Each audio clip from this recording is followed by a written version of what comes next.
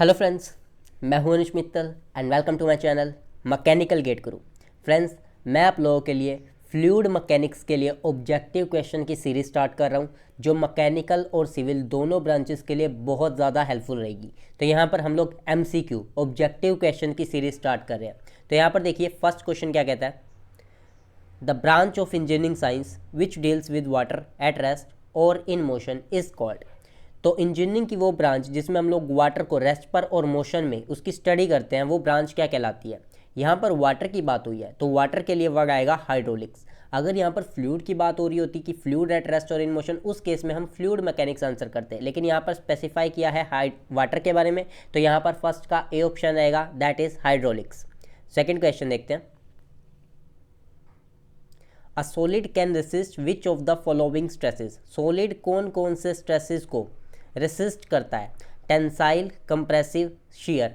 जो सॉलिड होता है ना, वो टेंसाइल, कंप्रेसिव और शियर तीनों स्ट्रेसेस को बियर करता है। तो यहाँ पर जो इसका राइट आंसर होगा वो हो जाएगा डी।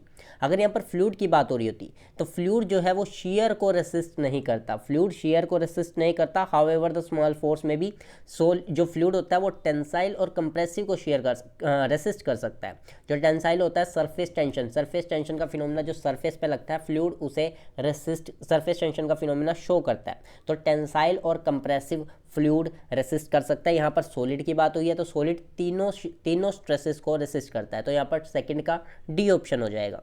अब क्वेश्चन देखते हैं third question. Possesses no definite volume and compressible. तो डेफिनेट वॉल्यूम भी ना हो और कंप्रेसिबल हो, ऐसी होती है हमारी गैसेस। जो सॉलिड होते हैं, सॉलिड क्या होते हैं, सॉलिड इनकम्प्रेसिबल रहेंगे, सॉलिड के पास डेफिनेट वॉल्यूम होती है। लिक्विड के पास भी डेफिनेट वॉल्यूम होती है, पर जो गैसेज होते हैं ना, गैसेज के पास कोई भी डेफिनेट वॉल्यूम नहीं होती, गैसेज के पास कोई भी डेफिनेट शेप नहीं होती। तो यहाँ पर थर्ड का सी ऑप्शन रहेगा, gas is the right answer. Question number 4 देखिए। A real practical fluid possesses which of the following. जो रियल प्रैक्टिकल फ्लूइड होता है उसके पास क्या क्या होता है यहाँ पर। तो रियल प्रैक्टिकल फ्लूइड के पास विस्कोसिटी बिल्कुल होता है, सरफेस टेंशन का फिनोमिना भी शो करता है, कंप्रेसिबिलिटी भी होती है फ्लूइड के गैसेस के पास, और डेंसिटी। तो यहाँ पर ए बी सी डी चारों ऑप्शन रहेंगे। तो यहाँ पर एक ऑप्शन और ऐड कर लीजिए, आपका ई ऑप्शन रहेगा all of above, all of अबो। तो यहाँ पर ई इसका राइट आंसर होगा। चारों के चारों जो ऑप्शन है वो बिल्कुल सही है, तो ई इसका राइट आंसर रहेगा ऑल ऑफ द अबो। तो ये था हमारा फोर्थ क्वेश्चन। यहाँ पर फिफ्थ क्वेश्चन क्या कहता है। Ratio of the specific weight of the liquid to the specific weight of the standard fluid. Specific weight यानी कि weight per unit volume, weight per unit volume mg/v यानी कि rho g. तो specific weight of the fluid to the standard fluid, specific weight of the standard fluid is known as, उसे हम बोलते हैं specific gravity. Fifth का सी answer हो जाएगा। Question number 6। The property of the fluid which determines is resistance to shearing stress. Shearing stress में कौन resistance, वो उस प्रॉपर्टी का नाम बताइए जो रेसिस्टेंस ऑफर करती है शेयरिंग स्ट्रेसेस के लिए। उस प्रॉपर्टी का नाम होता है विस्कोसिटी। सिक्स्थ का ए ऑप्शन रहेगा। सॉलिड के लिए जैसे फ्रिक्शन रोल प्ले करता है, वही रोल प्ले विस्कोसिटी करती है, जो एक लेयर से दूसरी लेयर के बीच में रिलेटिव मोशन की वजह से आता है, जो शेयर स्ट्रेस को रेसिस्ट करती है। तो सिक्स्थ का राइट आंसर होगा ए आंसर, ए ऑप्शन। चलिए 7 देखिए। Newton's law of viscosity is given by the relation. Newton's law of viscosity किस रिलेशन से दिया जाता है। तो यहाँ पर इसका राइट आंसर है टाउ इज इक्वल टू में mu d u divided by d y. Seventh का राइट ऑप्शन होगा सी। आप क्वेश्चन नंबर 8 देखते हैं। Fluids which don't follow the linear relationship between the shear stress and rate of deformation are termed as. जो आपका linear relationship show नहीं करता वो आपका होता है नॉन न्यूटोनियन फ्लूइड। जो आपका न्यूटोनियन फ्लूइड है वो आपका लीनियर रिलेशनशिप देता है। तो एट्थ का यहाँ पर बी ऑप्शन होगा, नॉन लीनियर रिलेशन के लिए नॉन न्यूटोनियन फ्लूइड। एट्थ का राइट आंसर हमारे पास बी होगा। Question number 9। प्रिंटर इंक, जो प्रिंटर की इंक है वो किसका एग्जाम्पल है। यहाँ पर पूछा है Newtonian fluid, non Newtonian fluid. C option और डी ऑप्शन में कहता है कि थिक्सोट्रोपिक सब्सटेंस या फिर इलास्टिक सॉलिड। जो प्रिंटर की इंक होती है ना, प्रिंटर की इंक वो एक थिक्सोट्रोपिक सब्सटेंस है। थिक्सोट्रोपिक, प्रिंटर की इंक की जो विस्कोसिटी है वो वक्त के साथ साथ कम होती जाती है। थिक्सोट्रोपिक सब्सटेंस वो सब्सटेंस होते हैं जिनकी विस्कोसिटी वक्त के साथ साथ डिक्रीज करती है। और आपका एक होता है रेहोपेप्टिक, ऐसे फ्लूइड जिनकी विस्कोसिटी वक्त के साथ साथ बढ़ती चली जाए उसे हम लोग बोलते हैं रेहोपेप्टिक फ्लूइड। तो यहाँ पर प्रिंटर इंक किसका एग्जांपल है? Printer ink is an example. 9th question का आपके पास राइट आंसर क्या होगा? 9th का ऑप्शन आपके पास हो जाएगा C is the right answer, thixotropic substance. अब देखते हैं क्वेश्चन नंबर 10th। यहाँ पर कहता है the viscosity of liquid with increase in temperature dash. जो लिक्विड की विस्कोसिटी है उसमें क्या होता है? ए ऑप्शन में डिक्रीज, बी में increase, first decrease then increase, first increase then decrease. जो विस्कोसिटी होती है लिक्विड की वो कोहेसिव फोर्सेस की वजह से होती है। कोहेसिव फोर्स दो तरह के फोर्स होते हैं, एक होता है एडहेसिव फोर्स, एक होता है कोहेसिव फोर्स। एडहेसिव फोर्स दो अलग अलग सब्सटेंस के मॉलिक्यूल के बीच में फोर्स ऑफ अट्रैक्शन, उसे फोर्स ऑफ एडेशन कहते हैं। और कोहेसिव फोर्स सिमिलर सब्सटेंस के मॉलिक्यूल्स के बीच में फोर्स ऑफ अट्रैक्शन को कोहेसिव फोर्स कहते हैं। तो लिक्विड की जो विस्कोसिटी का कारण होता है वो होता है कोहेसिव फोर्स। और अगर आप टेम्परेचर इंक्रीज करते हो तो कोहेसिव फोर्स डिक्रीज करते चले जाते हैं, क्योंकि मॉलिक्यूल्स दूर दूर, जो मॉलिक्यूल्स है, जो फ्लूइड के मॉलिक्यूल्स है, जो लिक्विड के मॉलिक्यूल्स है वो दूर दूर चले जाते हैं, जिनसे उनकी कोहेसिव फोर्स कम हो जाता है। तो विस्कोसिटी भी उनकी डिक्रीज कर जाएगी अगर आप लिक्विड के टेम्परेचर को इंक्रीज करते हो। तो विस्कोसिटी में क्या फर्क पड़ेगा? Viscosity of the liquid decreases. तो यहाँ पर राइट ऑप्शन क्या हो जाएगा? 10th का A is the right answer. अब देखिए question number 11th। Surface tension is caused by the force dash at the free surface. जो सरफेस टेंशन होती है वो किस फोर्सेस की वजह से होती है? फ्री सरफेस पर। फ्री सरफेस पर मैंने अभी बताया कि जो सरफेस टेंशन होती है, देखिए कोहेसिव फोर्स और एडहेसिव फोर्स दो फोर्सेस के बारे में बताया। सरफेस टेंशन फोर्स होती है कोहेसिव फोर्सेस की वजह से। तो 11th का A is the right answer. 11th का राइट आंसर हो जाएगा ए। क्वेश्चन नंबर 12 देखते हैं। विच of the following is an example of the phenomena of surface tension. यहाँ पर सरफेस टेंशन के कौन कौन से फिनोमिना है? रेन की ड्रॉप, बारिश की जो बूंदें होती है वो गोल होती है, स्फेरिकल होती है, वो सरफेस टेंशन की वजह से ही होती है, वो मिनिमम एरिया एक्वायर करने की कोशिश करती है। Rise of SAP in a tree, जो आपका ट्री के अंदर जो राइज ऑफ सैप हो रहा है, ट्री के अंदर हो रहा है, वो भी आपका सरफेस फिनोमिना। यहाँ पर कैपिलैरिटी भी आता है, सरफेस टेंशन और कैपिलैरिटी दोनों का फिनोमिना है, तो सरफेस टेंशन का तो है ही। और break up of liquid jet, ये भी आपका सरफेस टेंशन का ही एक फिनोमिना है। तो यहाँ पर 12th का डी ऑप्शन हो जाएगा। D is the right answer, all of the above. Question number 13 देखिए। Surface tension is expressed in, surface tension की यूनिट आपसे पूछ रहा है। सरफेस टेंशन आपका होता है force per unit length. Force per unit length यानी क्या हो जाएगा? न्यूटन पर मीटर। तो 13th का A is the right answer. A is the right answer for question number 13। Question number 14। Pressure inside a water droplet is given by. तो water droplet के अंदर जो प्रेशर होता है वो होता है आपके पास 4 sigma divided by d, where sigma is the surface tension, d is the diameter of the droplet. तो यहाँ पर राइट आंसर हो जाएगा 14th का ए हो जाएगा। अगर आपके पास बबल के लिए पूछ लिया जाए कि pressure inside a soap bubble, तो सोप बबल के केस में जो फॉर्मूला होगा वो हो जाएगा डबल हो जाएगा, यहाँ पर डबल हो जाएगा 8 सिग्मा डिवाइडेड बाय डी। और अगर आपके पास लिक्विड जेट के लिए पूछ लिया जाए तो लिक्विड जेट के लिए हो जाता है 2 सिग्मा डिवाइडेड बाय डी। तो ये आपको ध्यान में रखना है। तो वाटर के लिए, सोप बबल के लिए, सोप बबल के लिए है, और ये आपका है लिक्विड जेट के लिए। और वाटर ड्रॉपलेट के लिए 14th का A is the right answer. चलिए क्वेश्चन नंबर 15 देखिए।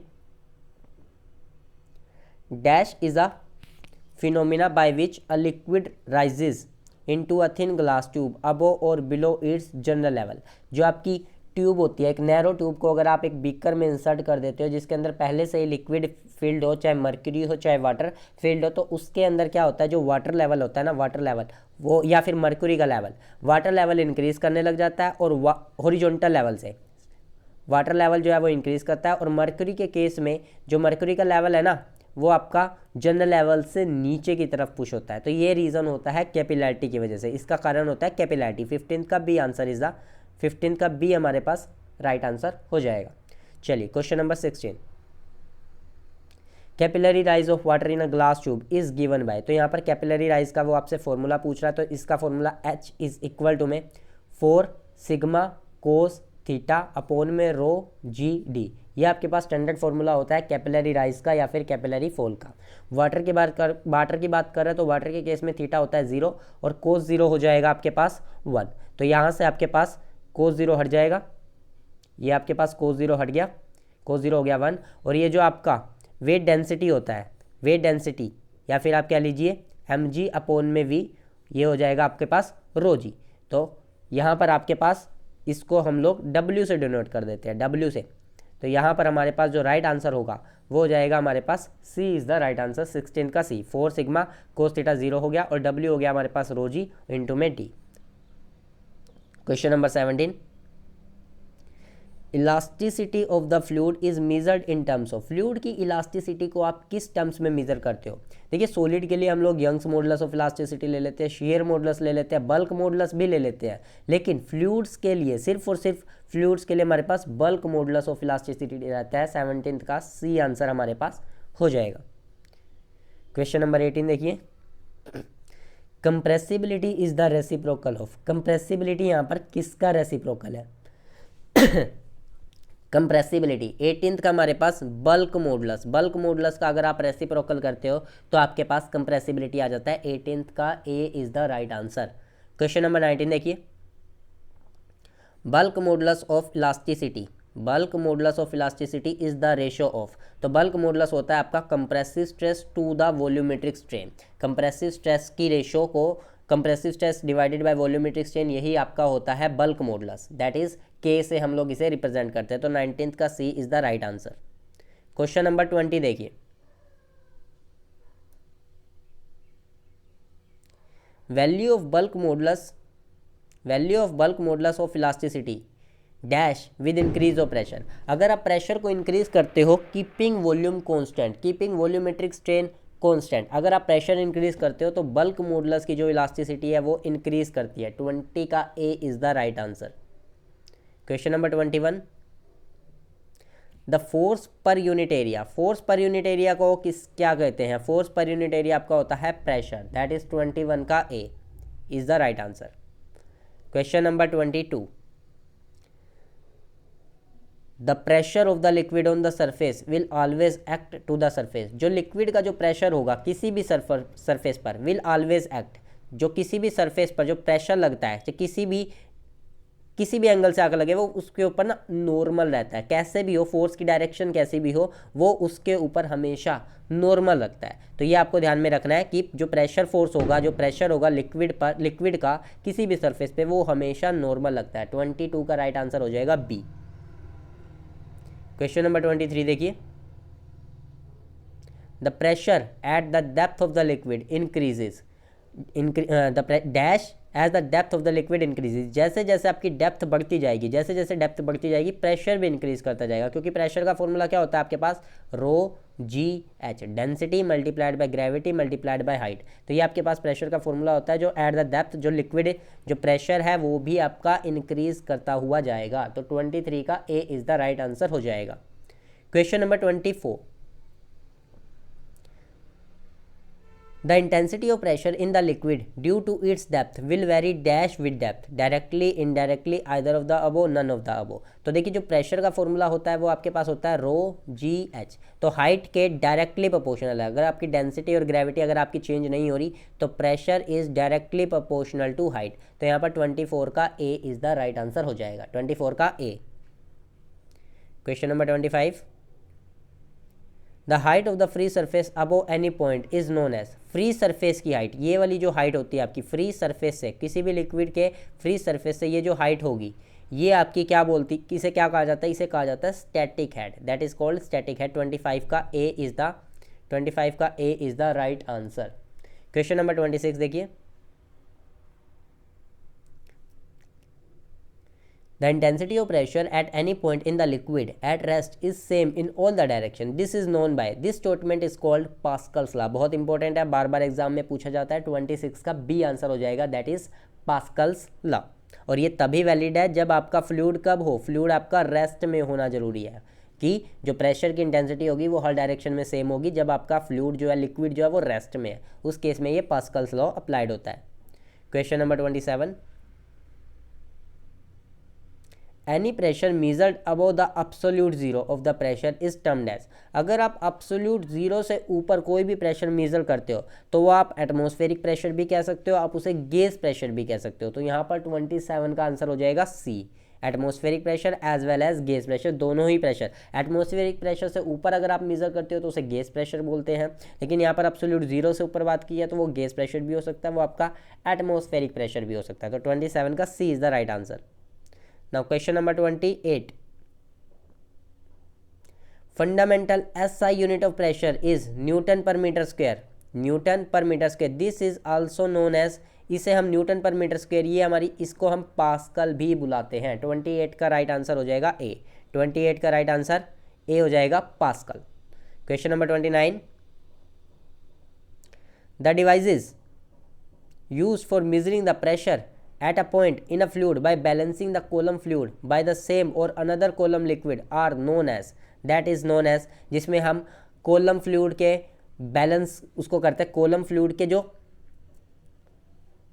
यहाँ पर फ्रेंड्स देखिए, जो आपके पास जो डिवाइस होगा, the device measuring the pressure at a point in a fluid by balancing the column fluid, column fluid को हम बैलेंस करते हैं, उसे हम बोलते हैं मैनोमीटर। मैनोमीटर के केस में हम लोग कोलम को बैलेंस करके अपने प्रेशर को मेजर करते हैं। तो दैट इज 29 का B is the right answer हो जाएगा।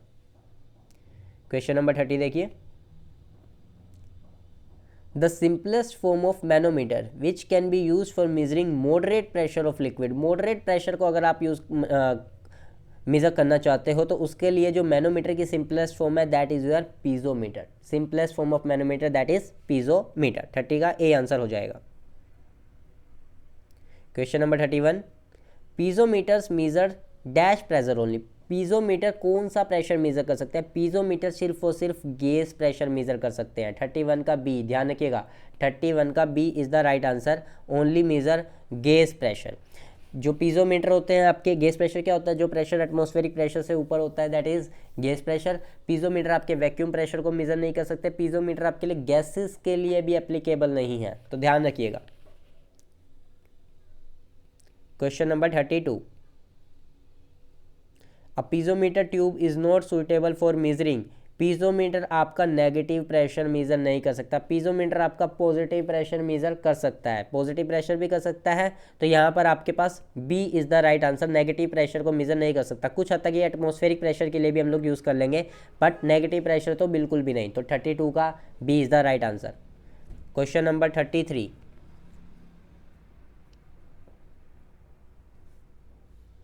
Inclined single column manometer is useful for the measurement of dash pressure. Inclined single column manometer use किए जाते हैं स्मॉल प्रेशर को मेजर करने के लिए। अगर आपको स्मॉल प्रेशर को मेजर करना है तो आप inclined single column manometer use करते हो। दैट इज 33 का A is the right answer. Question number 34. Which of the following is used to measure the difference in pressures between the 2 points in a pipe or in two different pipes? Pressure difference अगर आपको major करना है तो उसके लिए हम लोग use करते हैं डिफरेंशियल मैनोमीटर। दैट इज 34 का राइट आंसर हो जाएगा सी। डिफरेंशियल मैनोमीटर यूज़ किया जाता है। Question number 35. The manometers are suitable for comparatively pressures. जो मैनोमीटर्स होते हैं वो कंपैरेटिवली कौन से प्रेशर को मेजर करते हैं? वो कंपैरेटिवली लो प्रेशर को मेजर करते हैं। तो लो प्रेशर के लिए बेसिकली मैनोमीटर यूज़ किए जाते हैं। तो 35 का हो जाएगा ए आंसर। Question number 36. जो आपकी बोल्डन ट्यूब होती है, Bourdon tube pressure gauge is use for the measurement dash pressure. तो बोल्डन ट्यूब से आप लोग कौन से प्रेशर को मेजर कर सकते हो? आप high as well as low, दोनों तरह के प्रेशर को मेजर कर सकते हो। 36 का सी, बोल्डन ट्यूब आपका high as well as low दोनों तरह के प्रेशर को मेजर करती है।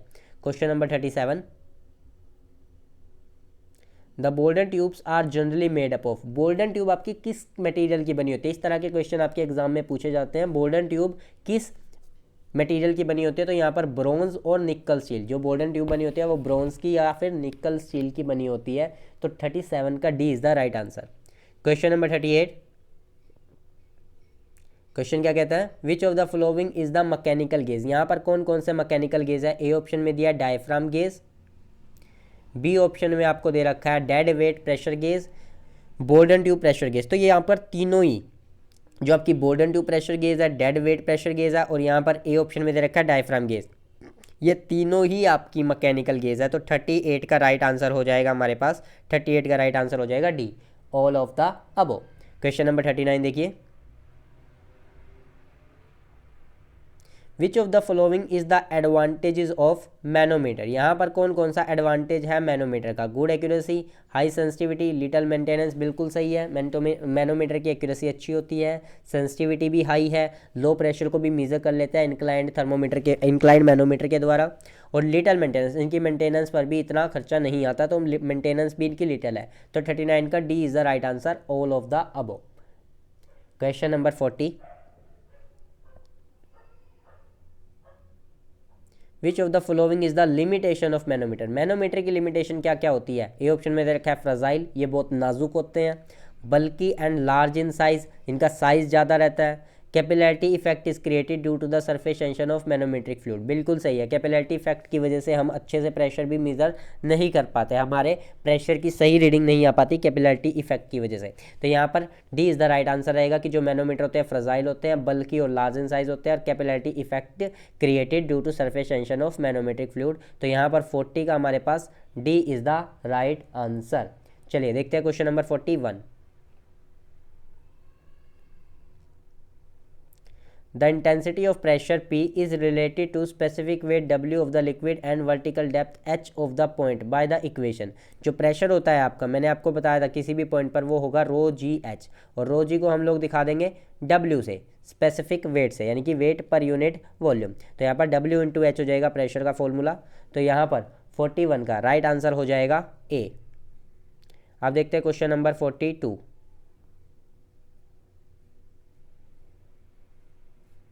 The point of application of total pressure on the surface, किसी सरफेस पर जो टोटल प्रेशर है वो किस पॉइंट पर लगता है? वो लगता है सेंटर ऑफ प्रेशर पर। तो बहुत इंपॉर्टेंट है सेंटर ऑफ प्रेशर। 42 का राइट आंसर हो जाएगा बी, 42 का B.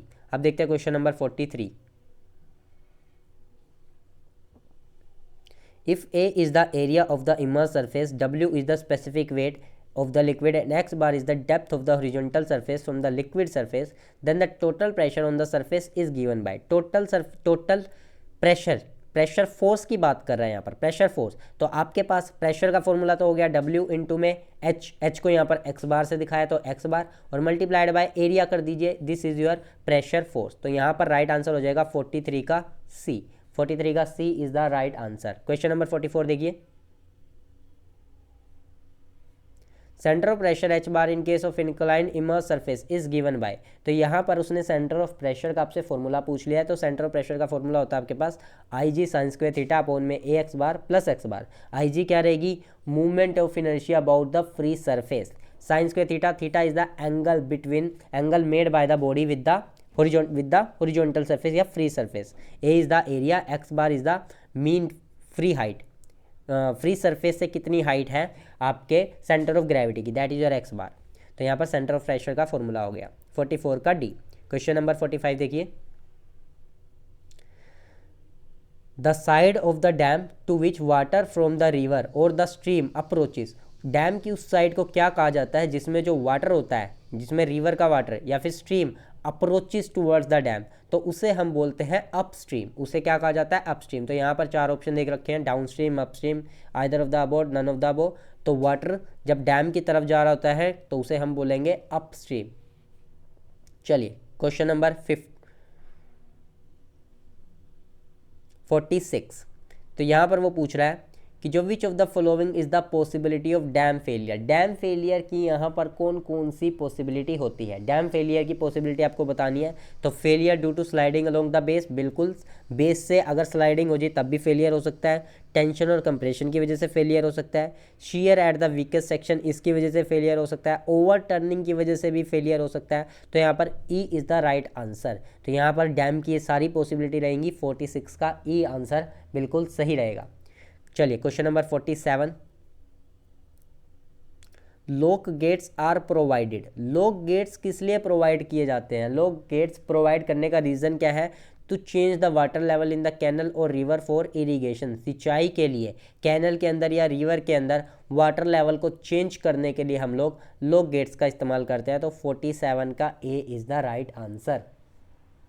Question number 48, total pressure force on the curved surface is given bye, जो टोटल फोर्स होगा किसी कर्व्ड सरफेस पे वो कैसे दिखाएंगे, हॉरिजॉन्टल का स्क्वायर प्लस वर्टिकल का स्क्वायर का स्क्वायर रूट। हॉरिजॉन्टल कितना फोर्स लग रहा है उसका स्क्वायर कीजिए, वर्टिकल फोर्स कितना लग रहा है उसका स्क्वायर कीजिए और ऐड करके उनका स्क्वायर रूट कर दीजिए। This is the total force. तो 48 का यहाँ पर राइट आंसर हो जाएगा बी, 48 का बी आंसर हो जाएगा।